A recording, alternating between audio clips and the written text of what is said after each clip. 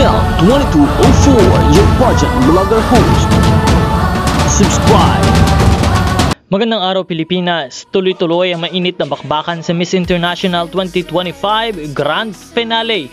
At pagkatapos nga ng thrilling announcement ng top 20, agad nang dumiretso ang kompetisyon sa swimsuit round, isa sa pinaka-importanteng segments ng pageant. At syempre, hindi nagpahuli ang ating pambato na si Myrna Esguera.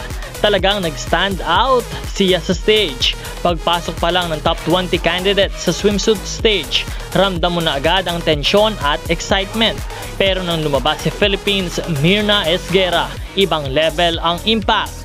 Flawless ang walk, perfect body proportion, queen aura, smile and glow. Ang buong venue nagwala, sigawan, palakpakan at Pilipinas, cheers mula sa Pinoy fans. Makikita rin na maraming international audience na nagpahanga sa kanya. May mga humihiyaw pa ng Go Philippines habang nagrarampa ang ating pambato. Sa bawat baitang ng runway, confident pero eleganteng-elegante si Myrna. Hindi OA, hindi pilit, sakto, polish and queenly. Maraming pageant analysts na nagsasabing isa siya sa pinaka-strong performers sa round na ito. At kita rin sa mukha ng mga hurado ang pag-appreciate sa kanyang performance. May mga nanonood ng nakangiti habang nakatingin sa kanyang presentation. Truly, angat sa ganda, angat sa galing, angat sa confidence.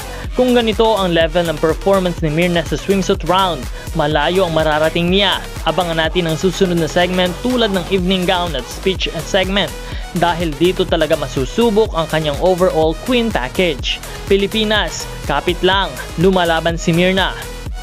Kaya naman patuloy na kumapit at huwag kalimutan na mag-subscribe dahil patuloy po tayo magbibigay ng update sa kaganapan sa Miss International live on the finale round. Maraming salamat sa panonood.